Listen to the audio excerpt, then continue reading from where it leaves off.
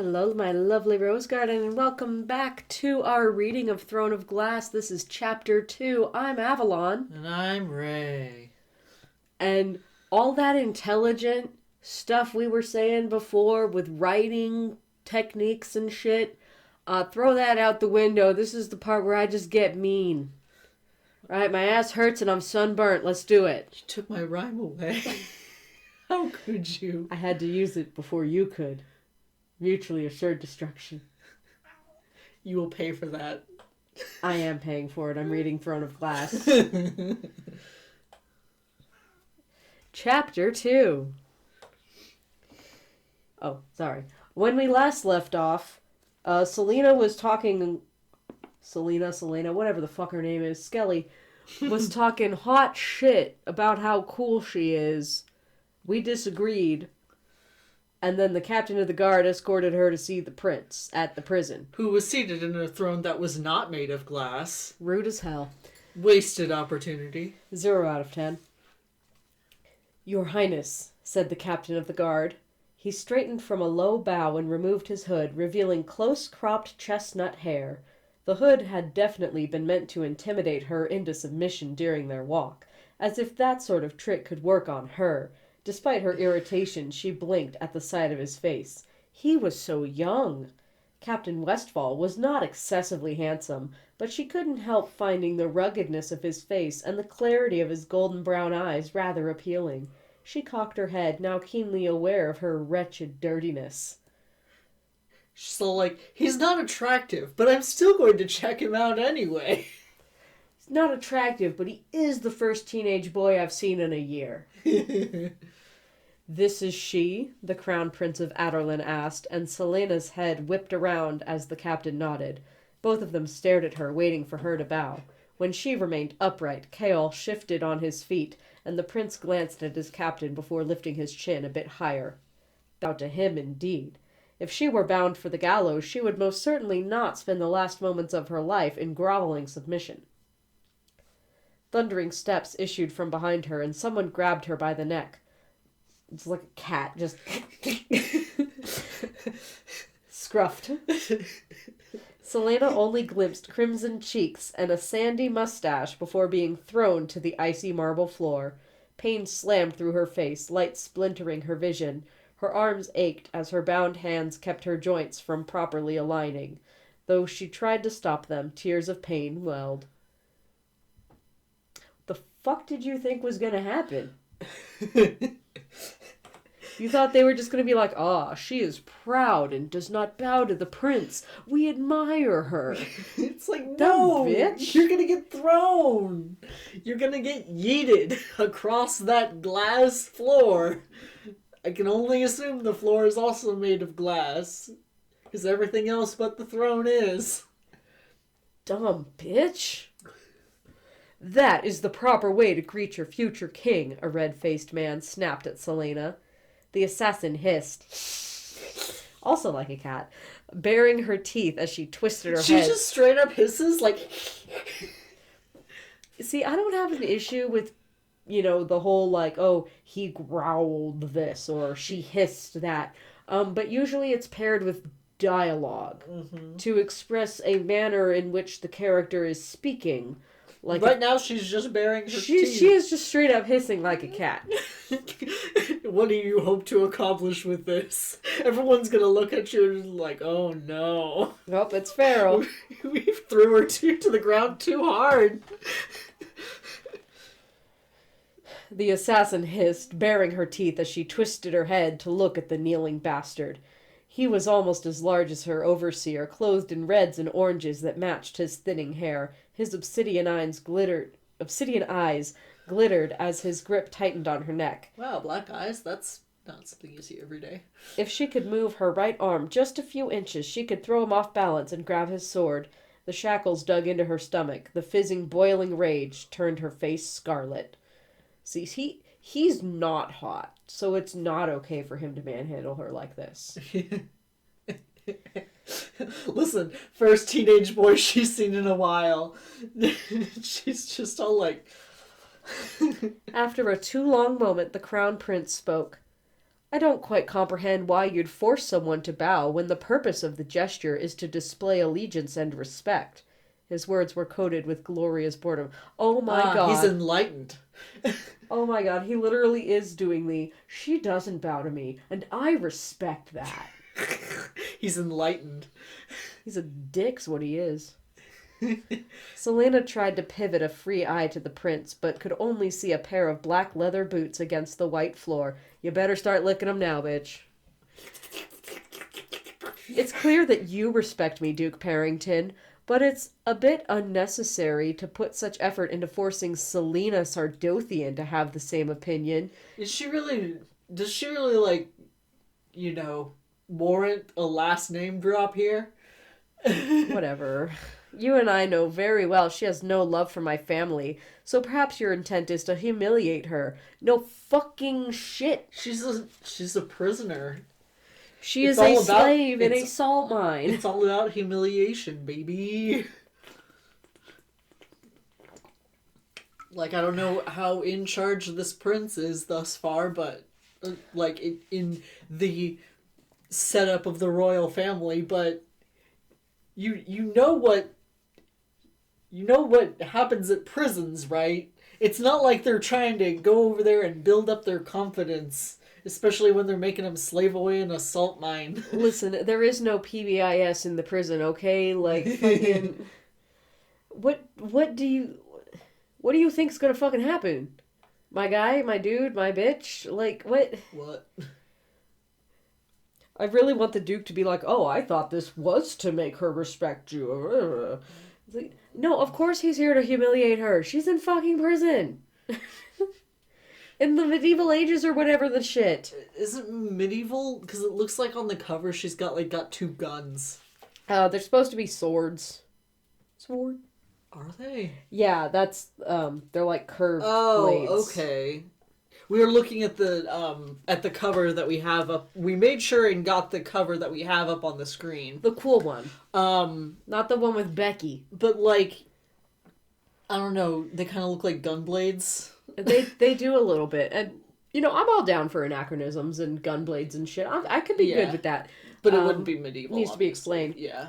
Anywho. I don't know. What time period are we in? Where are we? Who are we? What am I doing here? Who the fuck knows? He paused, and she could have sworn his eyes fell on her face. How the fuck would you know? All you can see are boots. But I think she's had enough of that. He stopped for another moment, then asked, don't you have a meeting with Endovir's treasurer? I wouldn't want you to be late, especially when you came all this way to meet with him. Bruh, there's a very dangerous, supposedly criminal in front of you, and you want to send some of your guards away? This guy... Showing you direct insubordination at that? Like... This prince guy is kind of dumb, isn't he? Oh no, he's vying to be the love interest, so, But still, like, this would be kind of dumb. Yeah. Kind of a dumb thing to do. Understanding the dismissal, her tormentor grunted and released her. Selena peeled her cheek from the marble, but lay on the floor until he stood and left. If she managed to escape, perhaps she'd hunt down this Duke Perrington fellow and return the warmth of his greeting. As she rose, she frowned at the imprint of grit she left behind on the otherwise spotless floor, and at the clank of her shackles echoing through the silent room. But she'd been trained to be an assassin since the age of 8, since the day the king of the assassins found her half dead on the banks of a frozen river and brought her to his keep. She wouldn't be humiliated by anything, least of all being dirty, and yet she is. Yeah, she was not before. 2 pages ago. She was just all like, oh no, I'm dirty. It's like... Yeah, not 2 pages ago. Fucking... Bruh. She cocked her head, now keenly aware of her wretched dirtiness. Typically, you are not self-aware of things unless you're ashamed or embarrassed by them. Yeah. But okay, sure. Have your cake and eat it too. That's fine. Once again, Sarah J. Maas says one thing and then says an entirely different thing. Just completely contradictory statement. A couple paragraphs later. Gathering her pride, she tossed her long braid behind a shoulder and lifted her head. Her eyes met those of the prince. I'm amazed she even has long hair. Yeah, like, how is she taking care of that when she is a literal slave? Well, she's got to have long hair because she has to be hot. And we know that women with close cropped hair such as that you would most likely receive in a maximum security slave camp. Yeah. Where they're probably gonna shear you. Yeah. You know, we can't do that because then she wouldn't be hot. Especially and we'll hear more about her extraordinary hotness later. Like, okay, if she were a, master assassin and whatnot, she could easily make that hair into a rope to escape. Yeah, or a weapon of some... Or a weapon of some kind. They most definitely... Assumedly here, because who the fuck knows with this world building, but assumedly the purpose of a work camp such as this is to grind down and break the will of your victim. Yeah, I mean, that seemed to be what they were going with when she was describing the other prisoners. Yeah. So the dehumanization of having any aspect of your identity, such as long hair, being sheared away from you, comes part and parcel with this method of torture. Yeah, we've seen this in pretty much every work camp that has ever existed ever. Fictional and otherwise. Yeah. So, yeah, okay, whatever. But no, she needs to have long flowing hair because hot. Yeah. Hot, even though she spent, assumedly, at least a year in a work camp.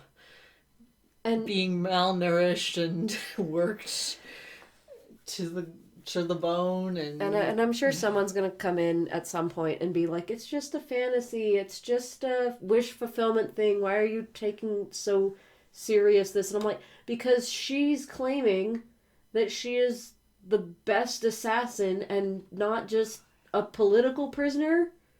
Those exist. She could just be a princess with whom they would not do that shit because they do want to have the option open to negotiate. Yeah. That would make more sense with... None of these things are problems in a vacuum, right? The problem is not that she has long hair. The problem is not that she's arrogant and self-righteous. None of these things by themselves are problems. They become problems when they are being combined into a character that is supposed to be presenting a certain kind of story, right? Like, the issue with all of this isn't that these are things about this character. The issue with all of this is that these are things about this character that we are meant to take seriously as a highly skilled and trained assassin who is extremely competent in her work and has so far shown us nothing but a brazen level of self-importance. Yeah, pretty much. It makes no sense. She doesn't act like an assassin would act. And that's not me being like, oh, my vampires versus Twilight vampires. It's the whole point of being an assassin is that you go under the radar. Yeah. She shouldn't be boldly and brazenly acting in defiance of the prince if she wants any chance of seeing tomorrow. Yeah, she says she's been training this way since she was 8? Yeah. So it's all like, you'd think she'd know how to stay under the radar and not make a scene, not cause a fuss, so that, she doesn't make herself a target. Yeah. And even if she did think that she was about to be executed right now, there's definitely something she could do to talk them out of it. Yep. By playing the part. Yeah. Which is rather important for an assassin to do. Yep. Anyway, just... Whatever. Dorian Havillard smiled at her. It was a polished smile and reeked of court-trained charm. Sprawled across the throne, he had his chin propped by a hand, his golden crown glinting in the soft light. On his black doublet, I hope I'm saying that right. Yeah, doublet. An emblazoned gold rendering of the royal wyvern occupied the entirety of his chest. On his black doublet, an emblazoned gold rendering of the royal... Something about that sentence just sounds out of order to me. I mean, I guess it's technically correct. There's nothing incorrect, it just doesn't hit the ear right. Yeah. His red cloak fell gracefully around him and his throne. Yet there was something in his eyes strikingly blue, the color of the waters of the southern countries, and the way they contrasted with his raven-black hair that made her pause. He was achingly handsome, and couldn't have been older than 20. Princes are not supposed to be handsome. They're sniveling, stupid, repulsive creatures. This. How unfair of him to be royal and beautiful. Ma'am, who has been hiring you? Miss Best Assassin, Most Notorious Assassin. Sorry, because we established previously that Most Notorious Assassin does not necessarily connotate best. Yeah, because if she was best, she wouldn't have been caught. Who's hiring you? Yeah. Are peasants hiring you? Are you not working for nobility? Because that's the thing with assassins, is that they generally just work for whoever's got the most money, which is typically not your common folk. Yeah.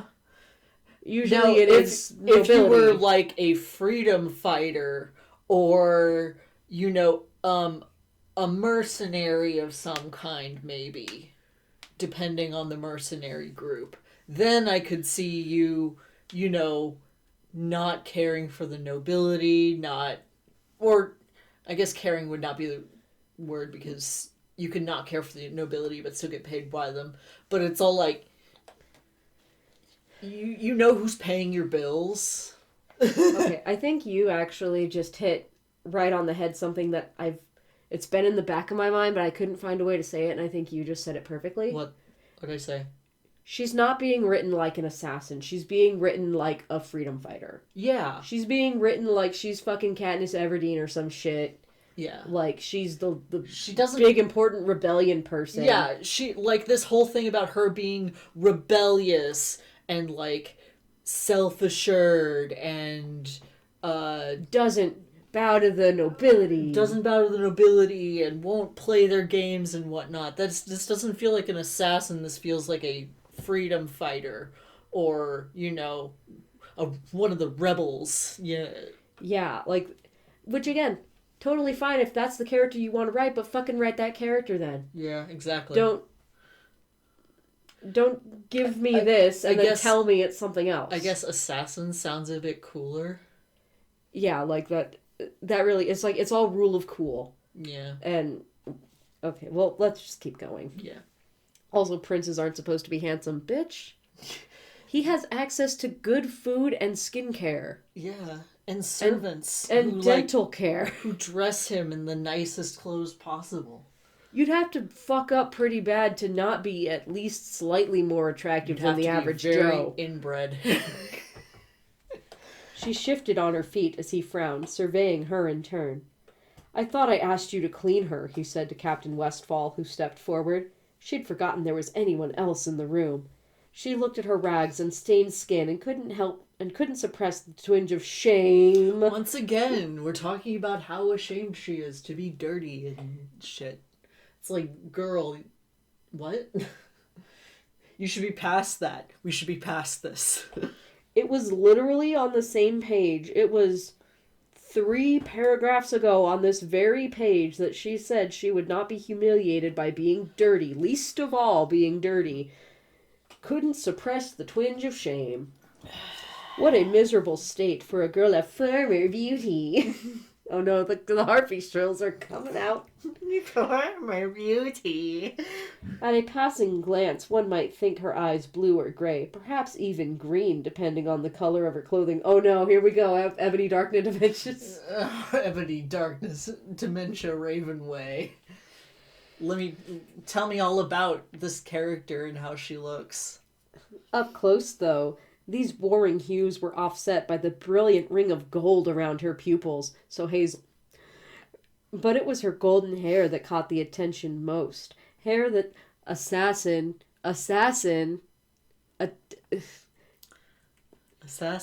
And not the sexy kind of assassin, right? Not the, ooh, I'm going to pretend that I'm interested in you and get you alone somewhere and then stabby.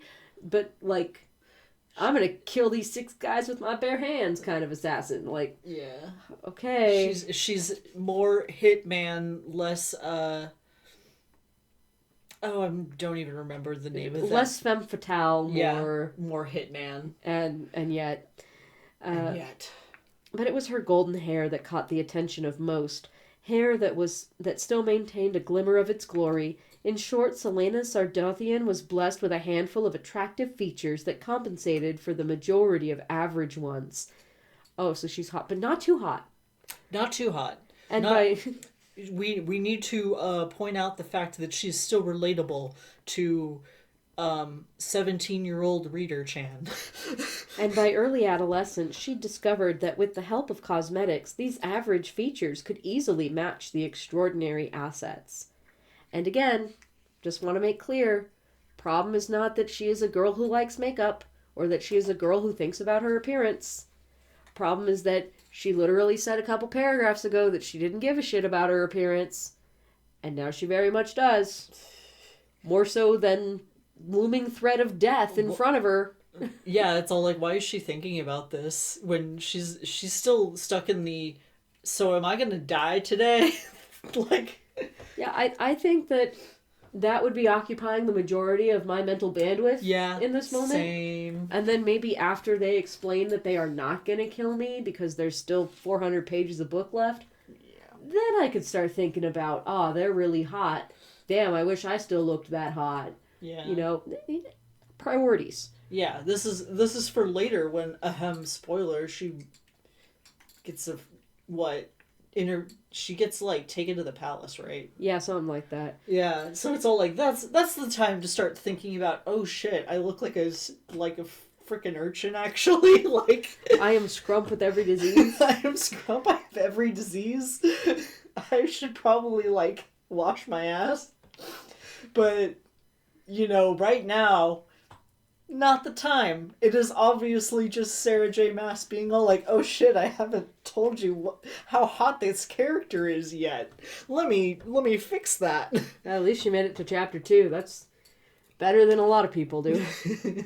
But now, standing before Dorian Havillard as little more than a gutter rat, her face warmed as Captain Westfall spoke. I didn't want to keep you waiting. The Crown Prince shook his head when Kaol reached for her. Don't bother with the bath just yet. I can see her potential. The prince straightened, keeping his attention on Selena.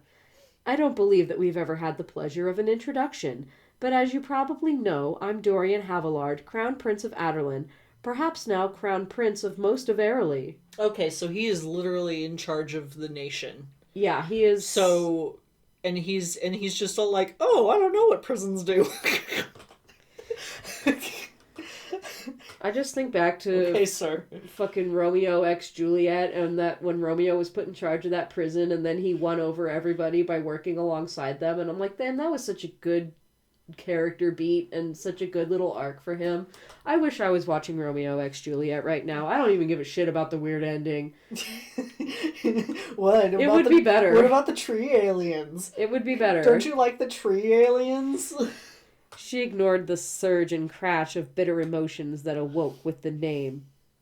And you're Selena Sardothian, Aderlin's greatest assassin. Okay, he's saying it. He's saying best assassin. He's saying greatest, but she is still in prison.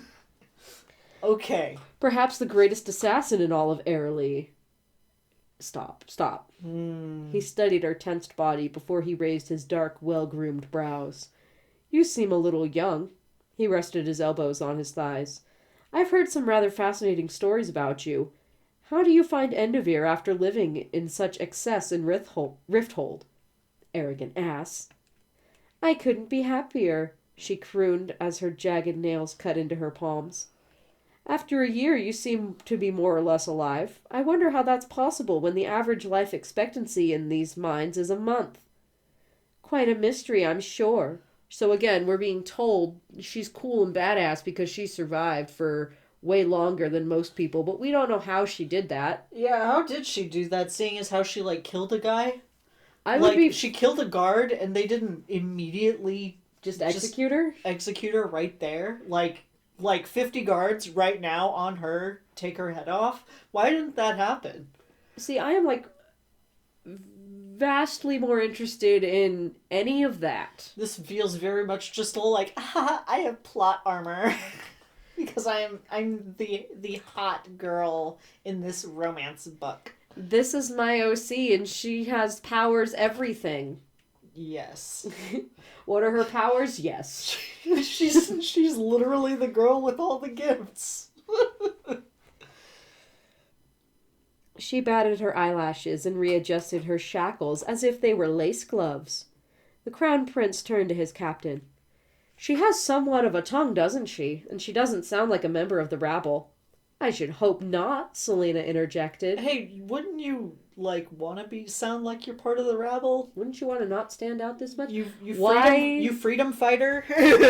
Why aren't you just part of why aren't you just a political prisoner? Yeah. Why aren't you just a political prisoner? If she would take such gumption with being considered part of the rabble, then I'm all like, yeah, why aren't you nobility then? Because if you really were not part of the nobility, you would not be offended by that.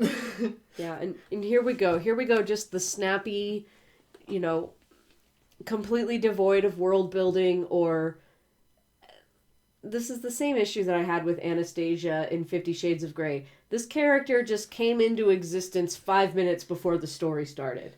She has no history, she has no sense of being a part of the world. She's getting her history spoon-fed to her by the author as the book is going. She's like, oh yeah, I am actually the best assassin in the world.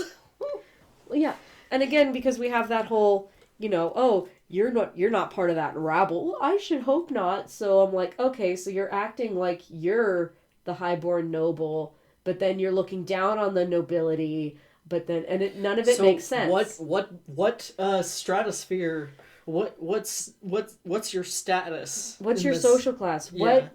What function do you occupy in this world? Yeah. Are assassins like mercenaries where anyone could hire them?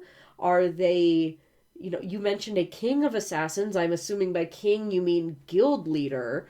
Yeah. What other guild, she has no mooring within the world of the story. Yeah. And that becomes painfully obvious as we continue. She's not part of the noble class, and she's not part of the peasant class, so it's all and there is no middle class. What are you then?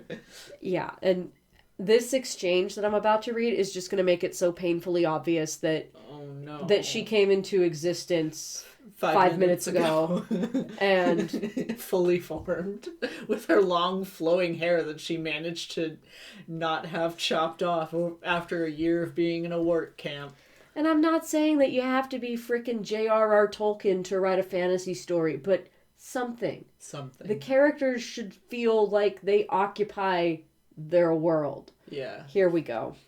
Oh boy. Would you mind turning on the light while I begin? It's getting a little dark in here. Your Highness, K.L. Westfall snapped at her. What? Selena asked. You will address him as Your Highness. They literally pull the same fucking joke that I did in Like Falling Stars, except in Like Falling Stars it was a joke.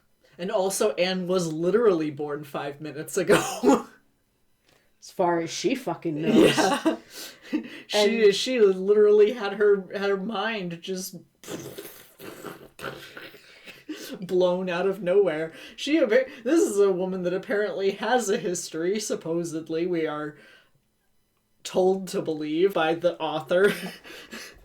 Yeah, and also in Like Falling Stars, the joke was that Anne was calling Nicholas the wrong title and he was trying to gently correct her, and she just thought that he was being super nice and didn't understand that she was being corrected. Yeah. Here, the joke is that Selena is an asshole. Yeah.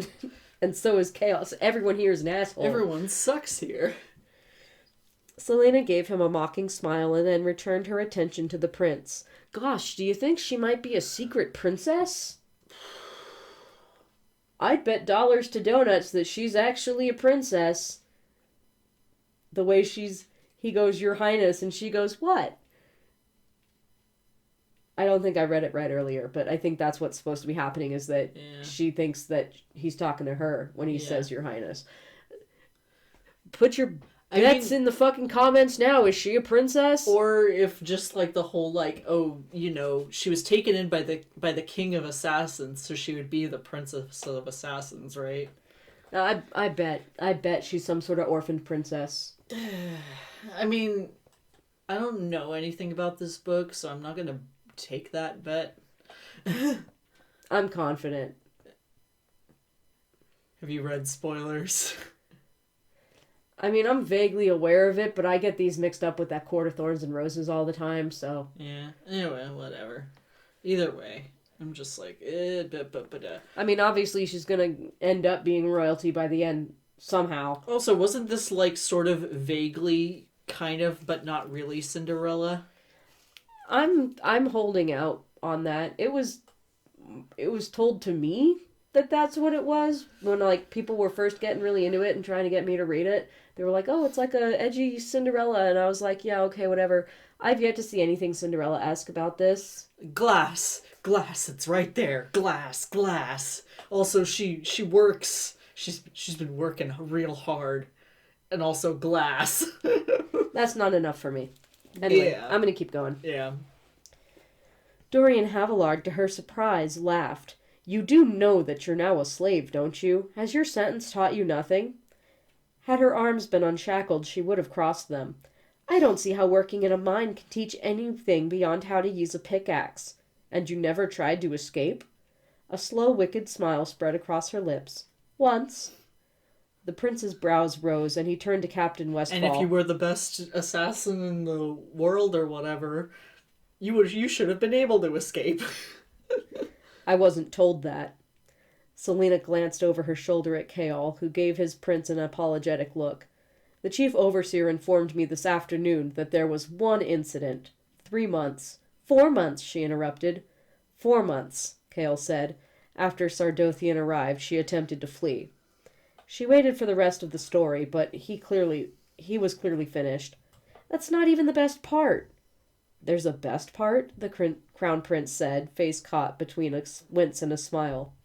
Kaol glared at her before speaking. There's no hope of escaping from Endovir. Your father made sure that each of Endovir's sentries could shoot a squirrel from 200 paces away. To attempt to flee is suicide. But you're alive, the prince said to her. Selena's smile faded as the memory struck her. Yes. What happened? Dorian asked.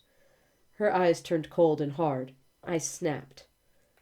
That's all you have to offer as an explanation for what you did? Captain Westfall demanded. She killed her overseer and 23 sentries before they caught her. She was a finger's tip from the wall before the guards knocked her unconscious. So? Dorian said. Selena seethed. So? Do you know how far the wall is from the mines? He gave her a blank look. She closed her eyes and sighed dramatically. From my shaft, it was 363 feet. I had someone measure. So? Dorian repeated. Captain Westfall, how far do slaves make it from the mines when they try to escape? 3 feet, he muttered. Endovir sentries usually shoot a man down before he's moved 3 feet. The Crown Prince's silence was not her desired effect. You knew it was suicide, he said at last, the amusement gone. Perhaps it had been a bad idea for her to bring up the wall. Yes, she said. But they didn't kill you. Your father ordered that I was to be kept alive for as long as possible to endure the misery that Endovir gives in abundance. Oh, so she didn't survive due to any capability of her own. The king literally just plot armored it and said, nah, she has to be alive for some fucking reason. So... Well, I mean... What am I supposed to be impressed by? If the average lifespan of someone in the mines is a month, and this was 4 months into her incarceration, I think that she had suffered enough to know the suffering. They should have killed her after she killed a bunch of people. Yeah, killed her overseer and 23 cents. So 24 people. All this is off screen, by the way. We don't get to see any of it. Yeah, we just get told about it. We just get told that, oh, she did this really, like, amazing, impossible thing. We're not going to figure out how she did it. We're not going to get to experience any of this ourselves. We're just told about it and told how awesome it is. And but the only reason she's alive is because the king says so. Also, okay, something that really bugs me about how she told this is that she was very, like, pumped. It's like, you didn't even get to the best part. And then immediately when the prince is like, oh, what's the best part? Then she's suddenly like, oh... I don't know if I want. Oh. And I'm like, Yeah, the mood. Are you excited? Are you bragging about this, or are you ashamed? Like, what's good? Like, what is your emotions in this? It's all over the place because, we're talking about, oh, there's a best part. Like, oh, it's because I got so far away. Oh, that's because you knew it was suicide. Yes. Like, the fuck am I reading? I don't know. And this is where I would have put the book away and just been like, this is incompetent. Yeah. This is horribly written. Mm-hmm. My editor would have been on my ass for this. Would have just been all like, hey, what's the emotion you're going for here? Is she proud? Is she ashamed? What's up? What's going on? Was it an attempt to kill herself to be free of the pain? Yeah. What's good? What's good? A chill that had nothing to do with the temperature went through her. I never intended to escape. The pity in his eyes made her want to hit him. Again, what the fuck is the vibe? What's the emotion here? These vibes are rancid. What do you want to do with this emotion? Do you bear many scars? Asked the prince. She shrugged and he smiled, forcing the mood to lift as he stepped from the dais. Turn around and let me view your back. Selena frowned, but this is lifting the mood? Delightful. Forcing the mood to lift. Show me your scars. Let me see. Show me the physical evidence of your trauma. What the fuck is this? I don't know, man. I don't know. I'm suffering. Selena frowned, but obeyed as he walked to her. What happened to the pride, bitch? What happened to the I'm not gonna bow to your ass? Fucking, no, I'm just gonna do what you say now. But obeyed as he walked to her, Kaol stepping closer. I can't make them out clearly through all this dirt, the prince said, inspecting what skin showed through the scraps of her shirt. She scowled, and scowled even more when he said, and what a terrible stench, too. When one doesn't have access to a bath and perfume, I suppose one cannot smell as finely as you, your highness. The crown prince clicked his tongue and circled her slowly. Kaol and all the guards watched them with hands on their swords, as they should. In less than a second, she could get her arms over the prince's head and have her shackles crushing his windpipe. It might be worth it just to see the expression on Kaol's face. But the prince went on, oblivious to how dangerously close he stood to her. Perhaps she should be insulted. From what I can see, he said, there are 3 large scars, and perhaps some smaller ones. Not as awful as I expected, but, well, the dresses can cover it, I suppose. Dresses? He was standing so near that she could see the fine thread detail on his jacket, and smelled not perfume, but horses and iron. Dorian grinned. What remarkable eyes you have, and how angry you are. She has hazel eyes. We're a fairly common species. Coming within strangling distance of the Crown Prince of Aderlin, son of the man who sentenced her to a slow, miserable death, her self-control balanced on a fragile edge, dancing along a cliff. I demand to know, she began, but the captain of the guard pulled her back from the prince with spine-snapping force. I wasn't going to kill him, you buffoon. Watch your mouth before I throw you back in the mines, the brown-eyed captain said. Oh, I don't think you'd do that. And why is that? Kaol replied. Dorian strode to his throne and sat down, his sapphire eyes bright. She looked from one man... We're really describing eyes. We're stuck on eyes right now. Hey, they haven't been called orbs yet. Yet. She looked from one man to another and squared her shoulders. She has used hues to describe her Selena's eyes thus far. So I'm just waiting. The orb countdown commences. Because there's something you want from me. Something you want badly enough to come here yourselves. I'm not an idiot. Could have fooled me. Debatable. Though I was foolish enough to be captured. Oh, at least you admit it. And I can see that this is some sort of secret business. Why else would you leave the capital and venture this far? You've been testing me all this time to see if I am physically and mentally sound. Well, I know I'm still sane, and that I'm not broken, despite what the incident at the wall might suggest. So I demand to be told why you're here, and what services you wish of me, if I'm not destined for the gallows. The fuck do you think that they want from you? The prince himself called you the best assassin that there is.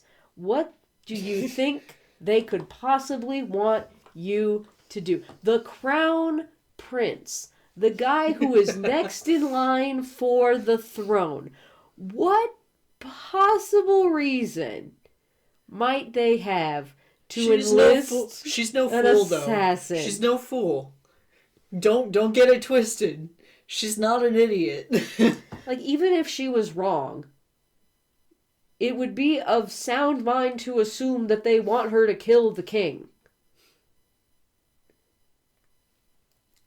Would that not be your first thought? Or at least any just political assassination. I don't know much about the king or whatever, but I'm just over here like, clearly, he could only want you here for one thing. Like, murder. What the fuck do you think he wants to invite you to tea, bitch? What the... She's not an idiot, though. She's not an idiot. She's not an idiot.